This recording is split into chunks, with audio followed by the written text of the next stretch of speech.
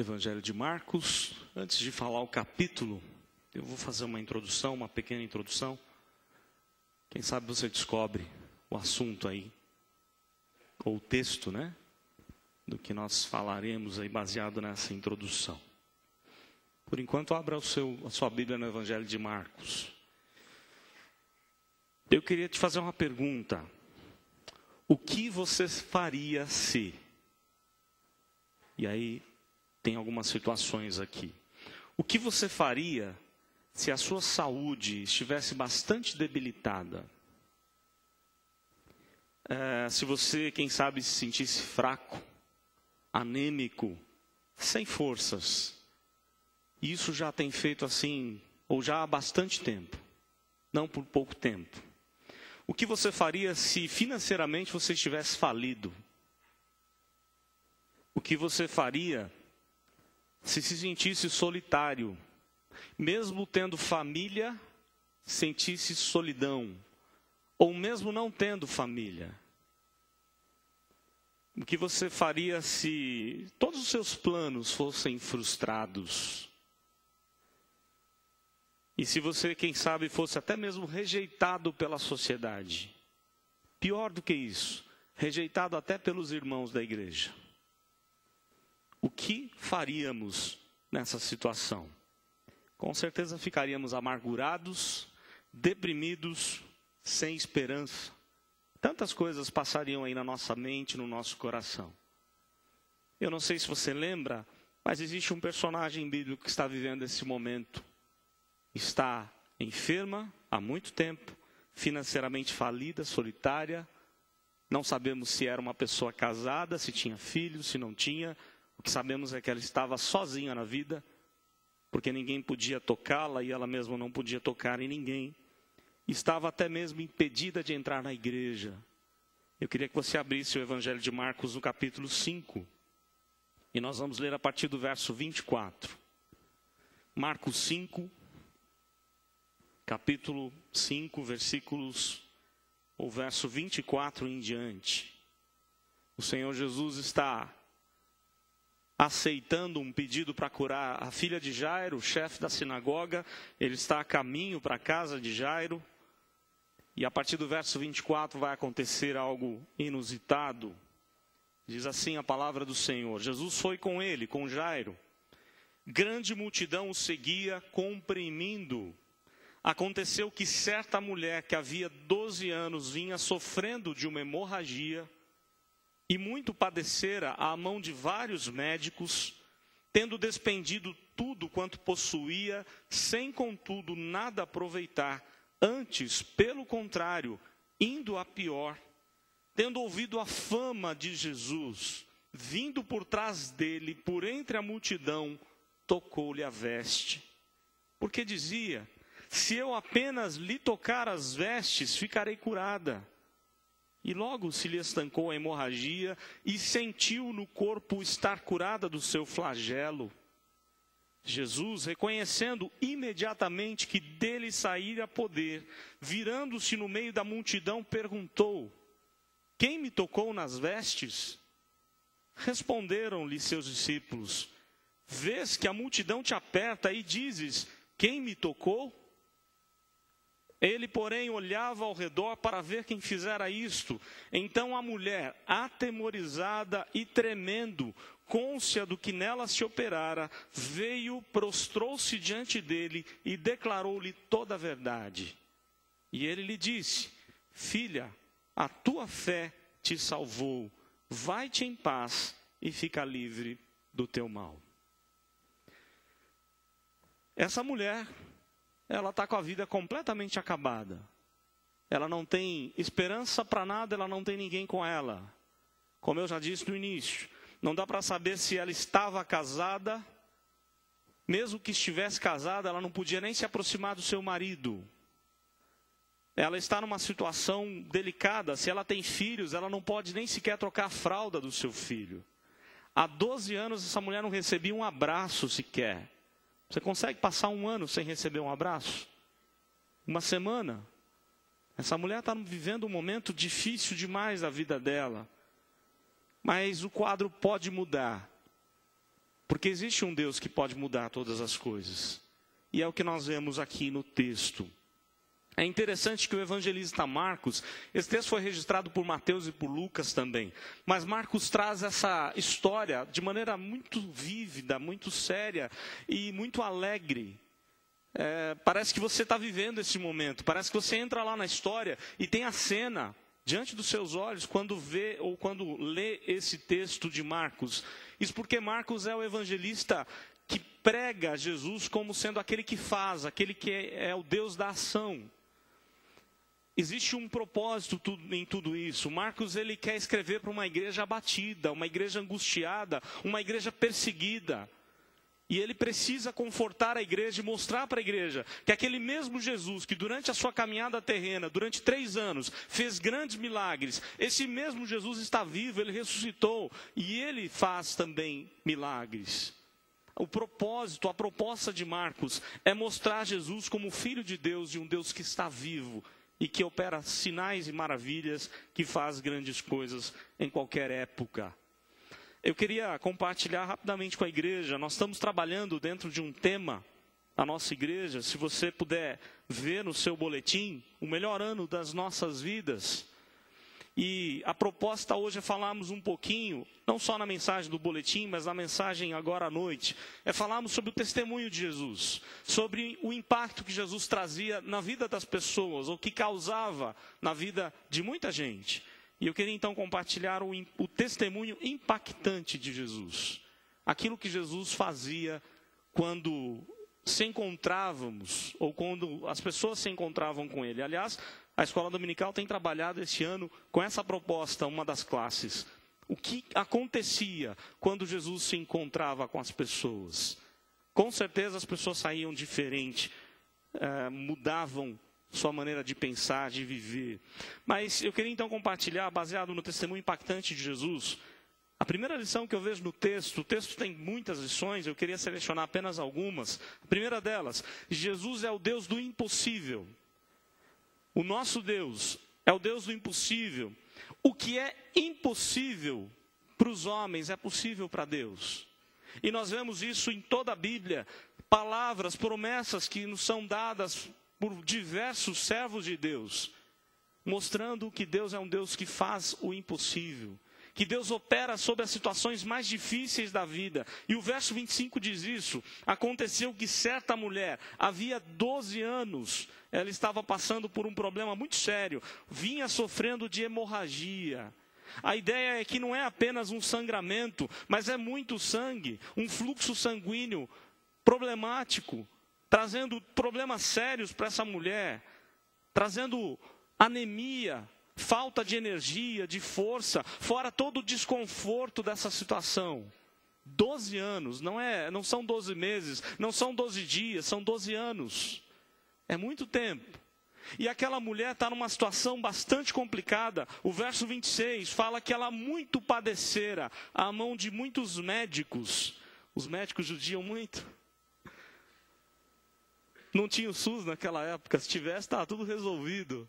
O SUS é uma maravilha, nosso sistema único de saúde, o nosso Brasil, né? Tão bom assim, mas é verdade que naquela época era muito pior.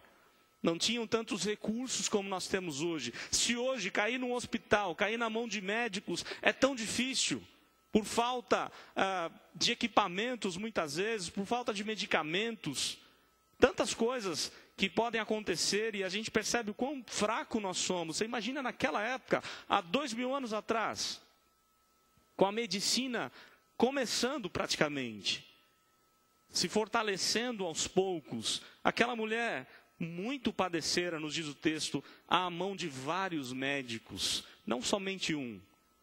É bem possível que era uma mulher de posses. O texto dá a entender de que ela tinha condições de se tratar. E ela gastou tudo que ela tinha. Vejam a situação. Muito padecer à mão de muitos médicos. Aliás, a palavra padecer aqui é muito interessante. É a mesma palavra usada para Páscoa. Sofrimento. É a ideia da Páscoa que Jesus iria cumprir.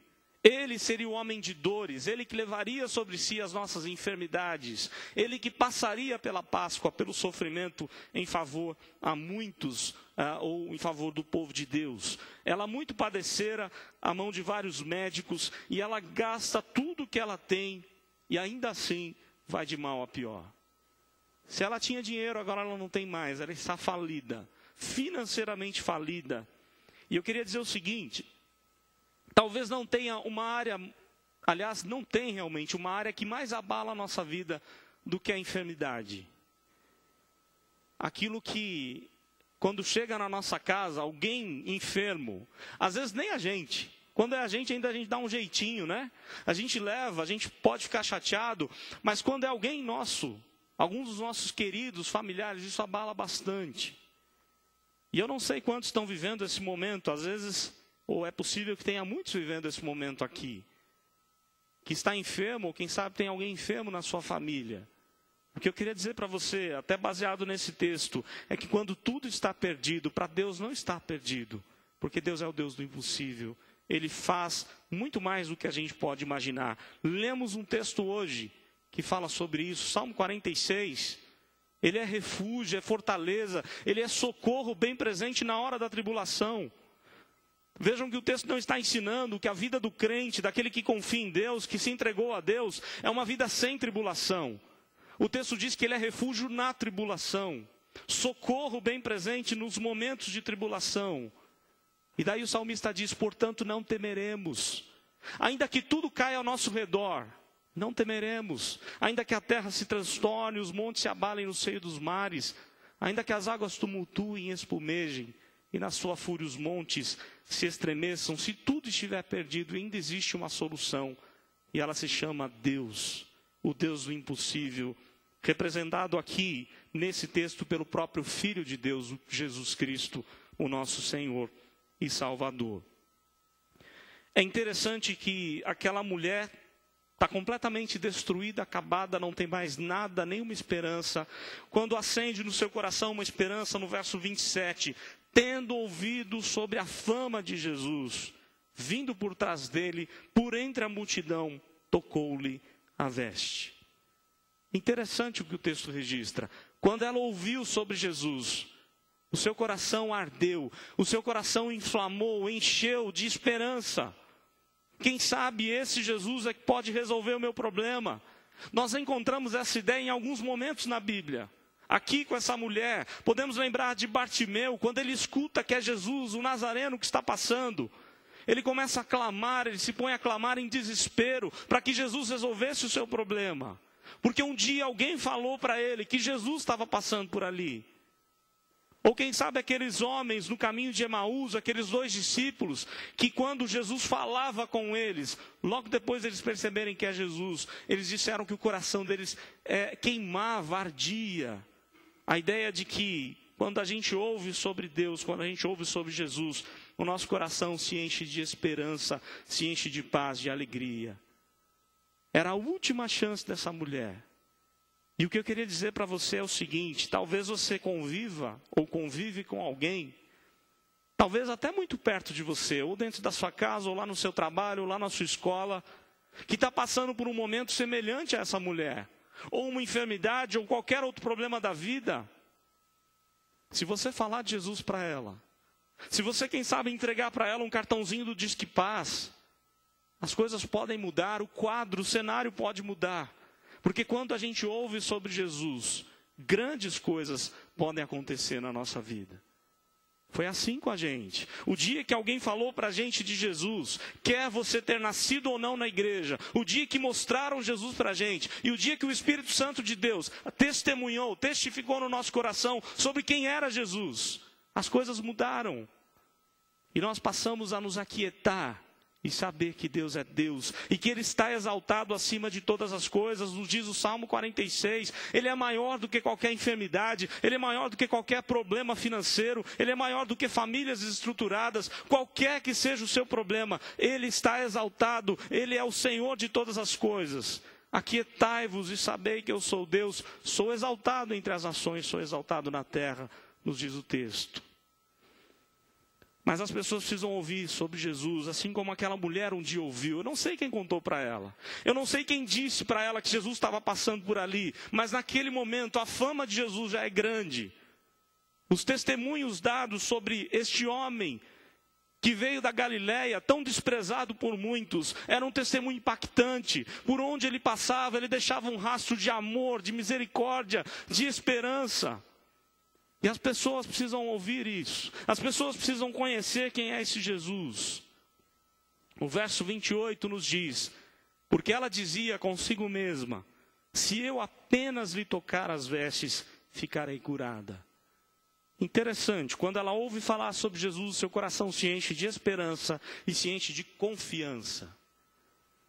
Ela estava completamente sem confiança, ela gastou tudo que tinha com vários médicos, talvez os melhores médicos da sua época. Mas quando ela ouviu sobre Jesus, o seu coração se enche de confiança. Se eu apenas conseguir tocar nas suas vestes, eu posso ficar curada.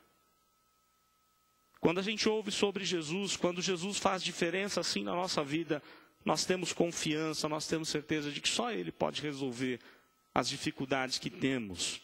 E interessante o que o texto nos fala, aliás, não aqui nesse evangelho, mas se você vê os textos paralelos de Mateus e de Lucas, você vai encontrar que ela não tocou simplesmente em qualquer lugar das vestes de Jesus. Aliás, eu já falei várias vezes, com a mocidade pelo menos, e aqui no púlpito eu já até mostrei, e trouxe novamente para mostrar para os irmãos. Ela não tocou simplesmente nas vestes em qualquer lugar. Segundo o evangelista Mateus e Lucas, ela tocou na orla das vestes dele, que eram esses nozinhos que estão aqui nessa roupa judaica. Jesus era judeu. Jesus andava como judeu. E ao tocar nesse local, nesse nozinho, ou alguns nós, são 5 nós, 8 fios com 5 nós, ela estava tocando na parte da roupa de Jesus, que simbolizava o maior compromisso de um judeu com Deus. Simbolizava toda a obediência que um judeu devia ao Senhor. Simbolizava o cumprimento dos 613 mandamentos da lei Torá, dos 5 livros de Moisés, do Pentateuco. Para a gente entender um pouquinho, esse nó, ele é chamado de tzitziot, que traduzido do hebraico significa 600. E ele tem 5 nozinhos. Ele tem, aliás, ele tem 5 nós, simbolizando aqui os 5 livros da Bíblia, os 5 livros, o Pentateuco.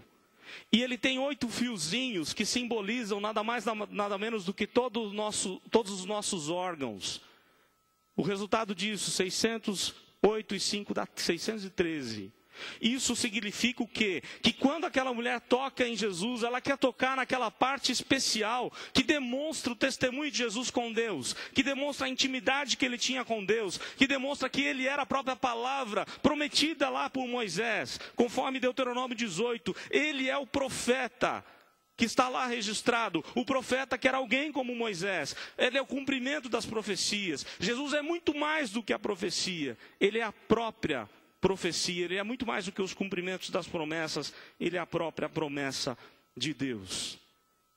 Quando a gente ouve sobre Jesus, Deus fala com a gente de uma maneira assim, sensacional, espetacular. E o verso 29 diz que logo quando ela tocou nesse nozinho das vestes de Jesus, na orla de suas vestes, o texto diz no verso 29, logo lhe estancou a hemorragia e sentiu no corpo estar curada do seu flagelo. A enfermidade que ela estava passando machucava demais aquela mulher. Tanto que a palavra usada aqui, flagelo, significa praga, aflição, como se estivesse recebendo chicoteadas todo dia. E as chicoteadas daquela época de um judeu era bem complicada, porque era com ossos e lâmina, era para judiar bastante mesmo. Mas agora aquela mulher se vê livre do seu flagelo. O testemunho impactante de Jesus é que Jesus é o Deus do impossível. Eu não sei qual o momento que você está vivendo, eu não sei qual a situação que você porventura viva hoje, ou quem sabe amanhã vai passar. Nunca esqueça disso. Talvez você não possa resolver o seu problema, mas existe um Deus que pode todas as coisas. Um Deus que é o Deus do impossível, e que é verdade, não fará a vontade dele, aliás, a nossa vontade, mas vai fazer a vontade dele. E que, segundo o apóstolo Paulo, é boa, agradável e perfeita. Um outro testemunho marcante sobre Jesus que nós encontramos no texto é que Jesus é um Deus pessoal. Ele não é simplesmente o Deus de todos ou da multidão. Ele é também, mas ele é um Deus que quer se relacionar intimamente com a gente. O verso de número 30 nos fala sobre isso. Jesus reconhecendo que imediatamente dele saíra poder. Diz o texto, virando-se no meio da multidão, perguntou, quem me tocou as vestes? O Senhor Jesus está ali, naquele momento, cheio de gente, caminhando junto com ele para a casa de Jairo. Se você pegar os outros evangelistas, Pedro, que era o mais ousado, diz ao Senhor Jesus, mas espera aí, senhor, o senhor está ficando meio doido. Senhor, como é que a gente vai descobrir quem é que tocou no Senhor? E Pedro meio que quer dar uma bronca em Jesus. Pedro chega para Jesus e fala, Senhor, tem um monte de gente te tocando. Como pode o Senhor querer saber quem é que te tocou? E o Senhor Jesus diz que ele sentiu o poder dele saindo. É claro que ele sabia muito bem quem tinha tocado as vestes. Ele sabia muito bem qual a situação daquela mulher. Ele conhecia aquela mulher pelo nome. Ele sabia quantos fios de cabelo havia na cabeça daquela mulher. Como sabe de todos nós. O Senhor sabe todas as coisas sobre nós. Mas naquele momento, ele olha ao redor, o verso número 31, responde Jesus, ou responderam os seus discípulos, vês que a multidão te aperta e dizes, quem me tocou? E aí o texto diz, verso 32, e olhava ao redor para ver quem fizera isto. Algo aqui muito interessante. Jesus começa a olhar ao redor, ele começa a virar e olhar para os olhos de cada um. Ele começa a olhar para a intimidade de cada um. E eu queria dizer o seguinte para você. Você não é mais um na multidão. Você não é mais um aqui nessa igreja. Eu não sei quantos tem aqui hoje. Mas às vezes nós temos 400, 500, 600 pessoas, dependendo do culto. Mas Deus conhece a particularidade da sua vida. Deus conhece detalhes sobre você. Deus é o único que sabe como você entrou aqui neste lugar. Qual foi a sua motivação em vir para cá. Deus sabe detalhes tremendos sobre nós. Foi isso que ele fez quando chegou para Zaqueu. Nunca tinha estado com Zaqueu. Apesar de que ele foi quem criou Zaqueu, planejou a vida de Zaqueu. Mas fisicamente ele nunca tinha estado com ele. E ele diz a Zaqueu, Zaqueu, desce depressa. Muito mais do que isso. Ele diz a Zaqueu, Zaqueu, eu vou comer com você. Eu vou cear com você na tua casa. Enquanto todas as pessoas fugiam de Zaqueu. Não queria ter relacionamento algum com Zaqueu. O Senhor Jesus diz, eu quero ter amizade com você. Eu vou jantar com você. O Senhor Jesus é Deus não só da multidão. O Senhor Jesus é Deus de intimidade. E ele olha para cada uma daquelas pessoas, procurando aquela mulher que havia tocado as vestes. Deus olhou, ou Deus olha para a gente no momento difícil. Deus olha para a gente naquele momento de dor, de luto. Deus olha para a gente naquele momento de enfermidade. Deus olha para a gente naquele momento feliz, numa festa, em qualquer lugar. Deus está olhando para nós e por nós. Salmo 121 diz que ele não cochila um minutinho sequer, um segundinho sequer. Ele está atento à nossa vida. Ele não cochila nem dorme, o guarda de Israel. Ele está nos guardando diariamente e dioturnamente, porque enquanto dormimos, ele olha para todos nós. Deus olha para o seu problema, Deus está atento, ele está pronto a te ouvir. E é isso que ele quer daquela mulher. É isso que ele está fazendo aqui neste momento, mostrando para aquela mulher que muitos desprezavam, que ninguém ousava mais nem sequer olhar para ela, ninguém queria ter mais contato algum com ela, porque segundo a tradição judaica ela estava impura. Mas o Senhor quer olhar para ela, o Senhor quer cuidar dela, o Senhor quer cuidar das suas mágoas, das suas feridas, porque nós temos um Deus que se preocupa, que se importa com a gente. Nós temos um Deus que trabalha com a gente de maneira criativa e individual. Alguns irmãos aqui conhecem um homem que era muito amigo nosso, de alguns amigos já de bastante tempo, e que já não está mais com a gente. Eu me refiro ao Edson do Altares, do grupo Altares. E numa das visitas que fizemos a ele lá em São José dos Campos, antes de falecer, me marcou bastante uma palavra do Edson. Ele disse assim, para nós pastores, nós estávamos lá os três visitando ele. Ele disse assim, pastor, eu tenho aprendido como Deus é criativo.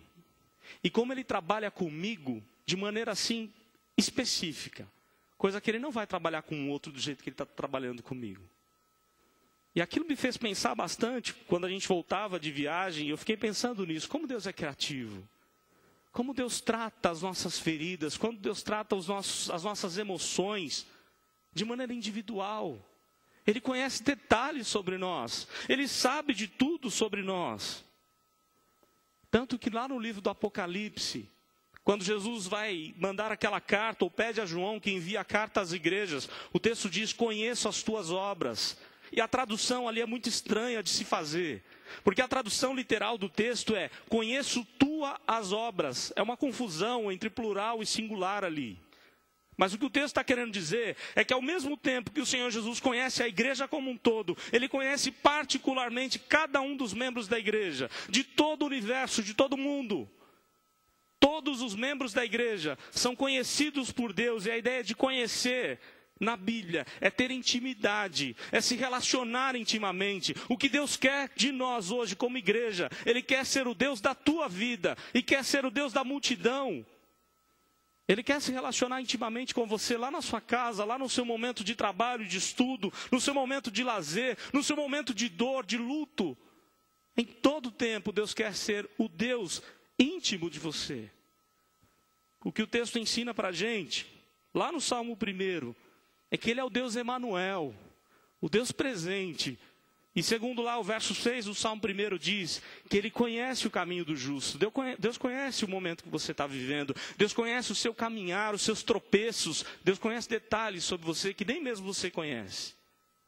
Falávamos nessa semana, em uma das visitas, sobre a ideia de que muitas vezes nós não entendemos as nossas emoções e precisamos de um profissional para nos ajudar a entender. De um psicólogo, de um psicanalista, de um psiquiatra, de alguém que possa nos ajudar a entender as nossas emoções. Mas Deus conhece tudo. Ele conhece detalhes que nós mesmos não sabemos sobre nós. Ele sabe de coisas que nós nem mesmo entendemos sobre nós. Para não correr o risco de pecar, Davi diz, Senhor, absolve-me, perdoa-me das faltas, do pecado que me é oculto, daquilo que eu nem mesmo sei sobre eu. É interessante que Jesus quer ser não só o Deus da multidão, mas Ele quer ser o teu Deus. Ele quer ser o Senhor da sua vida. Ele quer trabalhar no seu coração. E eu queria compartilhar uma história bastante interessante, a qual mostra que Deus é um Deus dos detalhes. Numa cidadezinha do interior da Califórnia, uma das cidades ali da região da Califórnia, nos Estados Unidos, uma senhora, Dona Marvey, ela passava na frente de uma igreja evangélica muito bonita, muito grande.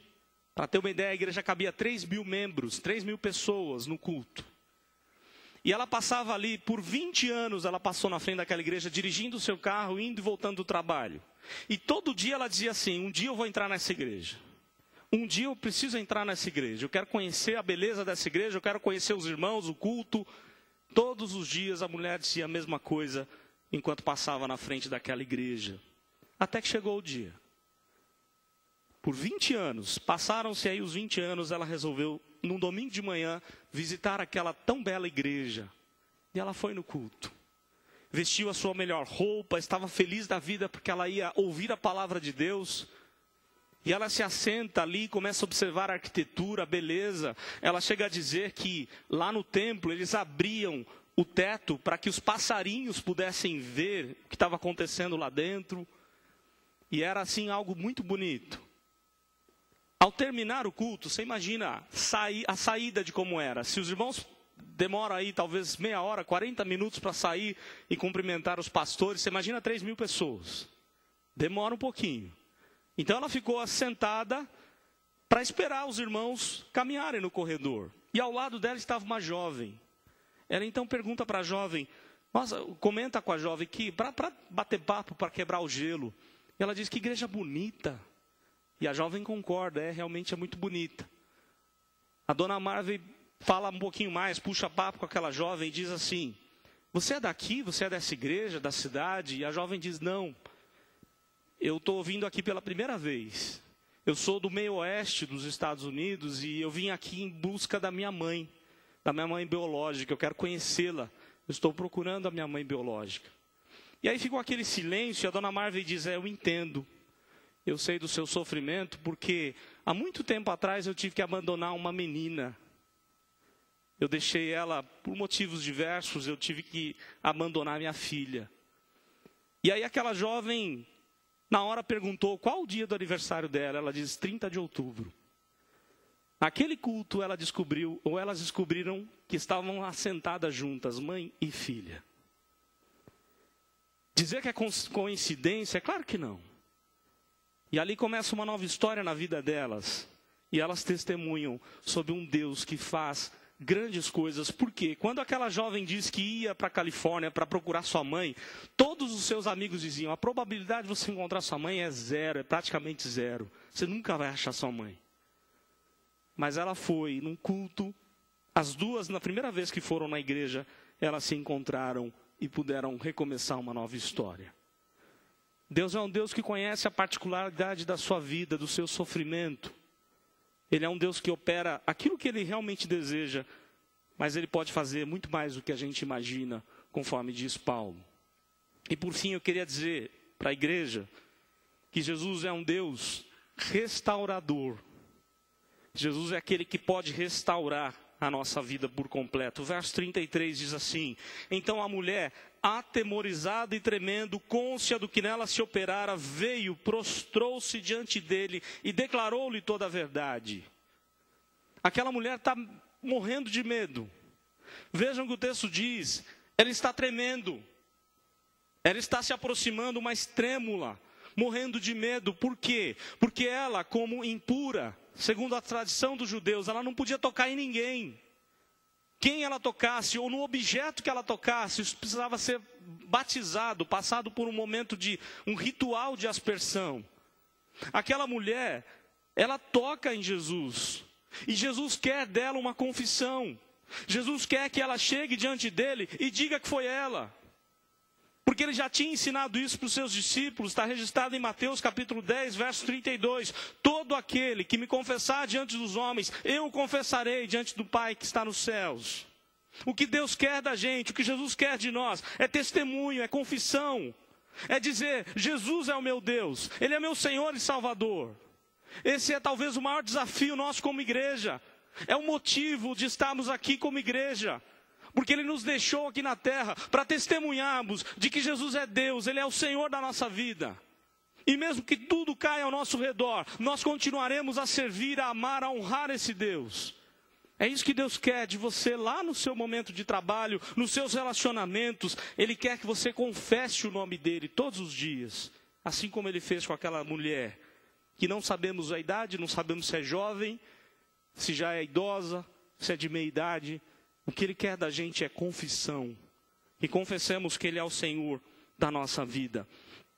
Mas o texto diz mais, o verso 34, o Senhor Jesus vai usar aqui algumas coisas interessantes, algumas palavras interessantes. Ele diz, filha, a tua fé te salvou, vai-te em paz e fica livre do teu mal. Alguns dos mais importantes vocábulos da Bíblia. Fé. A fé que ela tinha e que foi dada pelo próprio Deus. Salvação. Aquela mulher não tem somente uma cura física, mas ela encontrou agora uma salvação espiritual para a sua vida. O texto fala mais, paz, vai-te em paz e fica livre do teu mal. Coisas que dinheiro nenhum do mundo pode dar. Fé, salvação, paz, liberdade ou libertação. Nenhum diploma pode lhe dar isso. Nenhum dinheiro, nada nessa vida, ninguém pode te dar isso a não ser Deus. E Ele fez tudo isso por meio de Cristo Jesus. Nós temos fé em Deus por meio dele. Nós temos salvação por meio daquilo que Ele fez por nós na cruz. Nós temos paz no coração, paz com Deus, paz com os demais. A ideia de paz é intimidade, é perfeição de relacionamento. Nada de relacionamento quebrado, fraturado. Agora aquela mulher podia construir uma nova vida, um relacionamento diferente com seus pais, com seu esposo, se é que tinha, com seus filhos. Quem sabe ela nem podia casar, porque no seu momento ninguém ia querer ter relacionamento com aquela mulher. Mas agora ela pode ter paz, intimidade com Deus e com as pessoas. Ela está livre do seu mal. Quantos de nós nos apegamos às coisas dessa vida, nos prendemos e perdemos a liberdade de Deus? Perdemos a liberdade para amar as pessoas, a liberdade para viver com Deus. E é interessante, eu não sei como é que foi esse encontro, não dá para a gente saber, mas eu imagino que não foi simplesmente algo assim de palavras, não. O Senhor Jesus não era apenas de palavras. O Senhor Jesus era de pegar nas pessoas.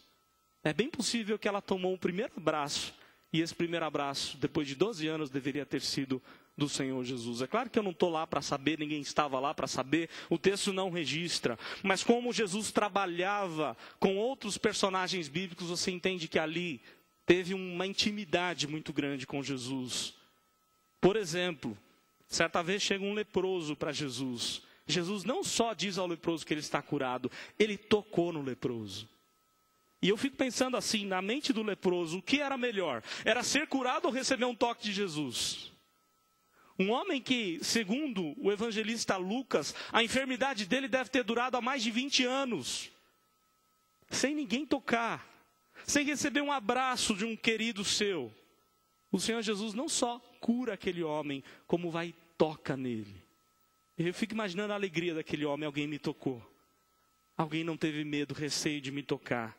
E eu queria dizer para você que muito mais do que você querer tocar em Deus, Deus quer tocar na sua vida todos os dias. E Ele vai fazer isso usando a palavra dEle, usando pessoas, servos dEle. E nós podemos tocar em Deus pela oração. Mais ainda do que isso, eu termino com este exemplo. Certa vez o Senhor Jesus se encontra um homem endemoniado, totalmente desprezado pela sociedade, um homem com uma legião de demônios. O que mais me marca naquele texto, que está também registrado aqui no Evangelho de Marcos, inclusive no capítulo 5, no mesmo capítulo. O que mais me marca naquele texto, não foi apenas a libertação que Jesus operou na vida dele. Foi que quando as pessoas da cidade vêm ver o que está acontecendo, o que aconteceu com aquele homem, eles encontram aquele homem tranquilo, em paz, na presença de Jesus, aos pés de Jesus. Mas há um detalhe no texto, o texto diz que aquele homem estava vestido. E o recurso usado aqui pelo evangelista para mostrar é que foi Jesus quem vestiu. O verbo usado ali é só Deus quem veste, é só Deus quem faz. E eu fico pensando naquele homem desnudo, totalmente acabado por Satanás, e Jesus tratando suas feridas e colocando roupas nele. Que cena maravilhosa de saber que Jesus olha para os detalhes da nossa vida. E Ele quer tratar, Ele quer tocar na gente, Ele quer cuidar da gente. E o exemplo que nós temos é essa mulher. Um exemplo de um Deus, ou ela confiou num Jesus que é o Deus do impossível, num Deus que é pessoal, num Deus que é restaurador. Grandes coisas o Senhor tem feito por nós, por isso estamos alegres. Nós lemos também hoje, esse é Deus que quer restaurar a sua vida, os detalhes todos da sua vida, Deus é o único que pode restaurar. Que Deus nos ajude a confiar nesse Deus, que o Senhor Jesus seja realmente o Senhor impactante para nós. E mais do que isso, que falemos para as pessoas desse Jesus que restaura, que cura, que transforma, que opera maravilhas na nossa vida. Que Deus assim nos abençoe. Coral.